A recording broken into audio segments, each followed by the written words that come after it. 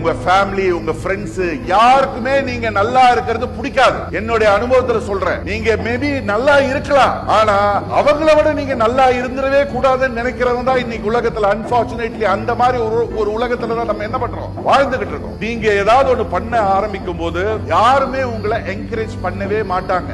உங்க ஃபேமிலி, உங்க ஃப்ரெண்ட்ஸ் யாருக்குமே நீங்க நல்லா இருக்கிறது பிடிக்காது. முடியாது முடியாது முடியாதுன்னு தான் சொல்றவங்க உங்களை சுத்தி இருப்பாங்க. நீங்க ஜெயிக்காம இருக்கிறதுக்கு என்னென்ன பண்ண முடியுமோ எல்லாத்தையும் பண்ணுவாங்க. ஆனா உங்க மைண்ட் செட்ல நெகட்டிவான ஆட்களுக்கு நான் தூரம் தான் இருப்பேன். அது கூட பிறந்தவங்களா இருந்தாலும் ஓரளவுக்கு மேல நீங்க நல்லா இருந்தா, இது நான் ரியாலிட்டியை பேசுறேன். இப்ப தெரியாது, அவங்களுக்கு ஒரு ஃபேமிலி, உங்களுக்கு ஒரு ஃபேமிலி எல்லாம் வரும்போது அவங்கள விட நீங்க பெட்டரா வரும்போது அவங்களுக்கு அது பல நாள ஜீர்ணிக்க முடியாது.